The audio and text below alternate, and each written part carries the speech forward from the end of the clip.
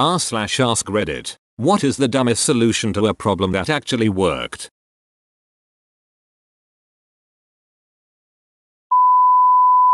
This was before high-speed internet. We had to transfer a database between two cities 500 kilometers apart and we had only one night to do it. People started searching how to compress the files and rent several expensive digital lines. I think ISPN, to spread the copy. Then someone said, why don't we remove the hard drive out of the server and move it there by car? So I drove 500 kilometers during the night to deliver the disk and mount the new database.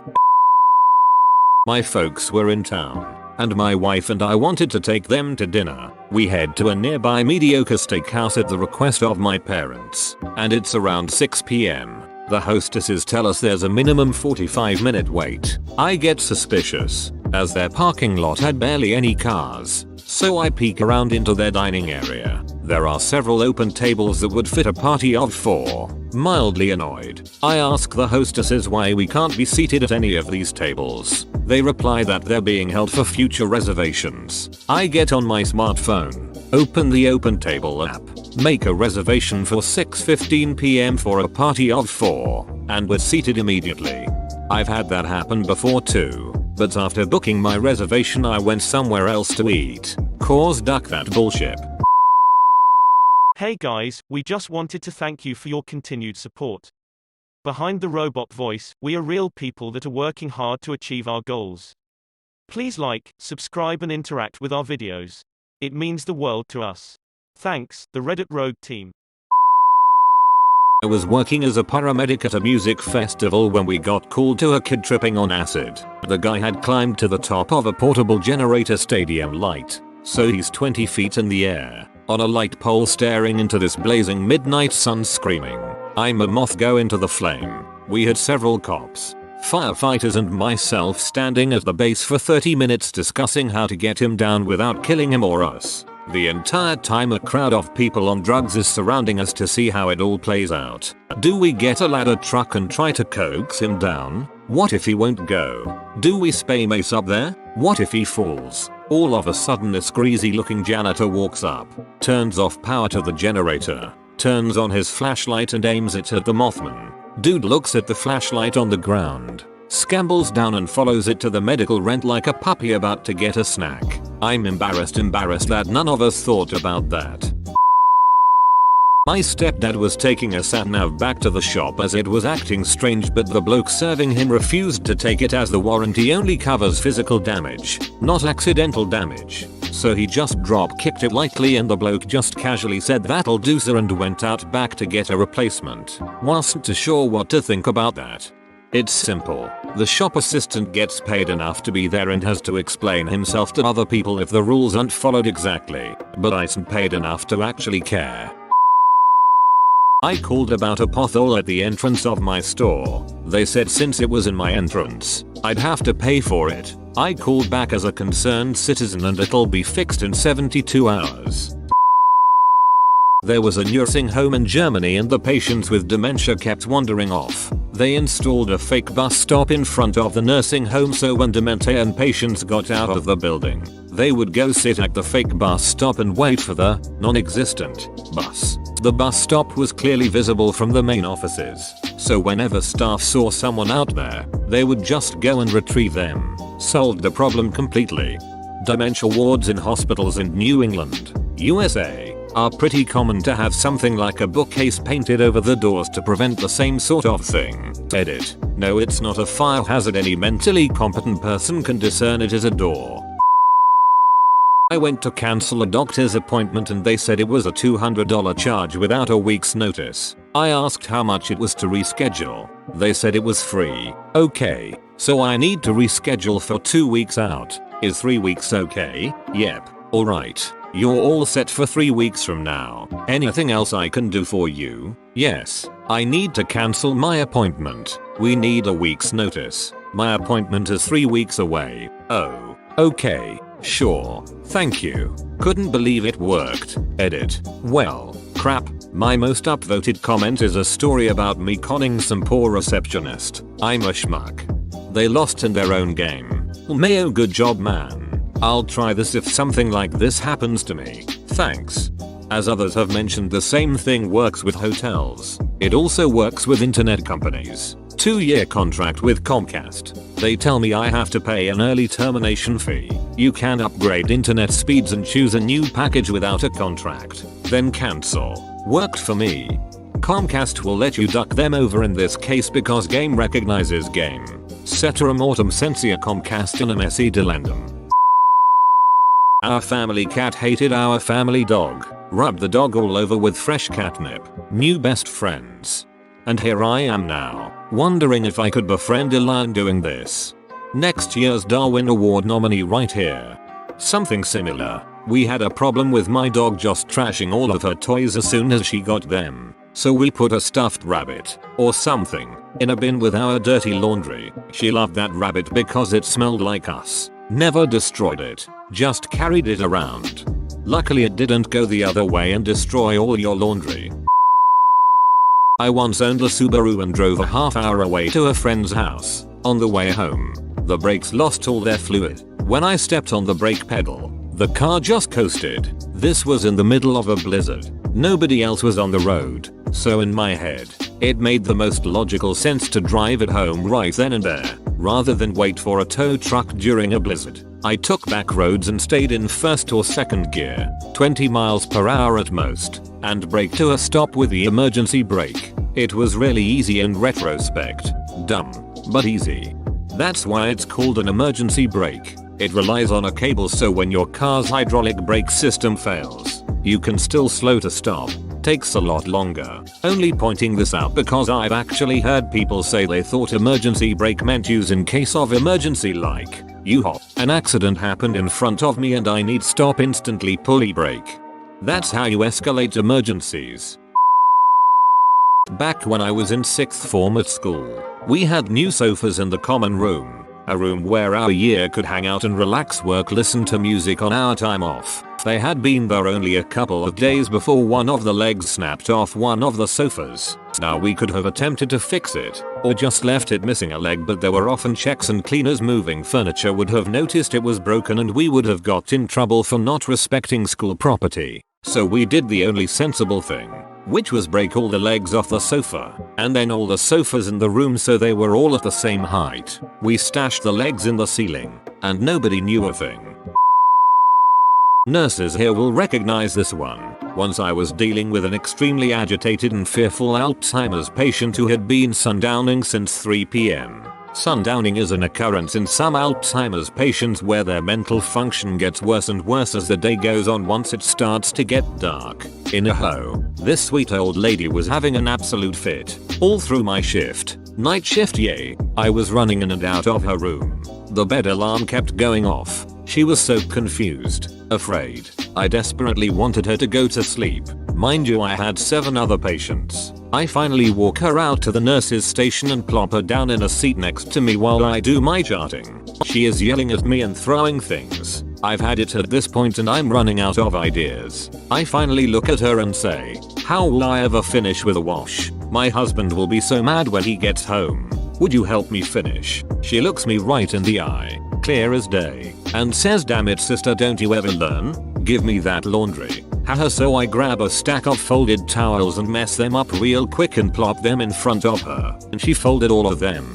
I would say, oh look at that. She turned around and I would mess the towels up again. This went on a few times until this sweet lady just passed out, exhausted from being so worked up earlier, and maybe from all the towel folding. I slowly push her in the desk chair down the hall and gently get her back into bed. She started to wake up and I leaned down and whispered, all the wash is done. You have nothing else to worry about. She slept throughout the night. We were both happy. I am the grandma whisperer. My dad used to be a nurse. He said that saying shh, the baby's sleeping works 90% of the time on Alzheimer's patients. My brother's Mill has Alzheimer's and she would throw a huge fit over cigarettes and I finally broke and yelled at her, Susan, be calm now. Caroline is asleep. It had a calming effect on her almost immediately. She sat down on the patio, in her favorite rocking chair and smoked that entire cigarette with a smile. Not a care in the world. I had a dementia patient who would get real angry and demand a cigarette a few times a month. Naturally, as a non-smoking facility, we could not give her one. Finally I cut a straw in half and colored one end with a red marker. Worked like a charm. She'd sit and puff in her cigarette for hours. Happy as a clam. Dudes pissing absolutely everywhere in the bathroom where I once worked. So the janitor put a little red sticker in each toilet and suddenly the problem stopped. Apparently men will aim at a target 100% of the time. If a target is presented. I don't remember where, but in some European city they fixed the cigarette end problem by creating an ashtray with 2 boxes and a question. Who's the best soccer player? On one box there was Messi and on the other one Ronaldo. I remember it worked pretty well. That's why a lot of urinal brands have their logo in them. Guys will aim at the target, though. On the subject of urinals and ideas, who thought these waterless urinals were a good idea? They're great for about a year, but then they get clogged up with piss and calcium, and the whole bathroom smells like stale urine. In Europe I've seen urinals where the target is a little life-size fly outline, and what makes it really clever is it's off-center so it looks more realistic. You would need to have pretty bad eyesight to not realize that it's not real, but it just makes it more compelling to aim at. As far as waterless urinals, in my experience they aren't any nastier than regular ones. Off-center also causes less splash. I read this somewhere so I'm not sure if it's true, but an airport was having complaints that luggage was taking too long to get to baggage claim. The airport solution was to move baggage claim even farther away from the gates. The complaint stopped because a lot of the time spent waiting was now spent just walking there. The actual time it took to get your luggage wasn't any faster. An officially recommended solution to a common problem with the Apple III was to lift the computer 2 inches and drop it. I did this and had it work. Owner of the machine never called me to do tech work again, but still admits it worked. I like to believe that they never called you because they concluded that lifting technology 2 inches and dropping it was the solution to all tech problems and so easy they could do it themselves. And so, to this day, they're dropping their iPads and iPhones. Possibly from ever increasing heights and the belief that the higher something is, the more likely it is to fix the problem. I'm really late to this, but in my ecology class we learned about how there's a snake problem in Guam, particularly brown tree snakes. The solution? Dropping dead mice laced with Tylenol attached to tiny streamer cardboard parachutes. Tylenol is poisonous to the snakes and the streamers attract their attention. It worked. The snakes ate the mice and it mitigated the snake problem that was affecting the native bird species. I was tested on this in my final exam. I like to imagine that for your test you were given a piece of fabric, some string, a box of Tylenol and a dead mouse. Probably in the right place for heart attack anyhow. There is a retaining wall in my backyard. The neighbor's yard is about 3 feet higher than my own, and the retaining wall is right on the property line. The wall was looking really shabby when I first moved in, so I asked the neighbor if he'd like to go halves on fixing it. I wanted something less ugly in my yard and I assumed he wanted to keep his yard out of mine. Dude refused and flipped the duck out. He insisted it was my wall, not his. The city disagreed, and that I needed to duck right off. So I told him that if he felt the wall was mine I'd be taking it down. He flips me the bird. Nice. 2 weeks later I have a contractor coming to give me an estimate on some foundation repair work.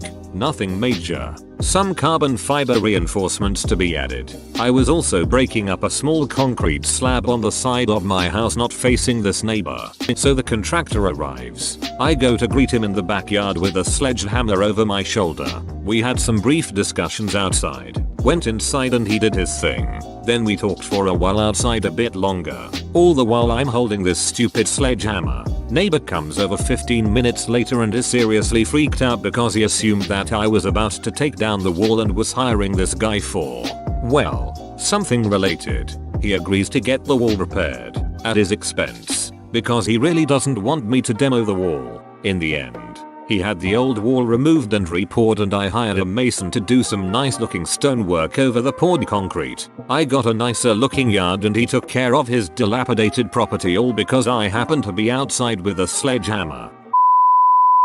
We had a problem with an order so I wrote an email from my email address to customer support asking them on how to proceed. They told me that since the order was done in my girlfriend's name they couldn't give me this information for privacy reasons. So I just replied, still from my email address, with, I hereby allow Fragrant Vegetable to inquire information about my order. Regards. Insert girlfriend's name here. Apparently that was proof enough for them to give me said information, which actually was just to call a certain number. Why that information fell under their privacy policy in the first place is still a mystery to me. Similar scenario, me. I need to pay a bill for my wife's unisex name support. And what is yours? Me. Male name.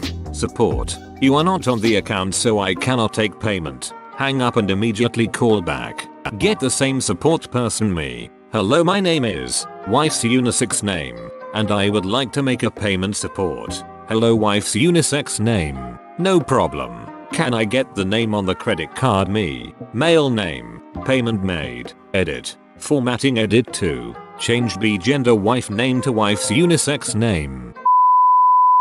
Wrapping your Xbox 360 in a towel and leaving it turned on caused some of the ship connections on wiring to resolder themselves if you had the ring of death. Something daft like that anyway. I fixed the HDMI ports on one of my TVs by baking the motherboard in the oven. Yep, when the towel trick stopped working on my 360, I started to put it in the oven for a bit instead. While it does work, it is not a good fix. Many of the red ring concerns were shifty solder, not shifty solder job. They used crap quality solder and didn't use enough, which is ducking stupid honestly. It isn't hard to get the right amount of solder. The towel would created enough heat to reflow the ship solder to get a good connection, but it would soon separate again as it was still ship solder and still too little. Some would work for years after, some got a few days. Had to send in a letter once. The envelopes had no sticky adhesive and couldn't find the tape at home.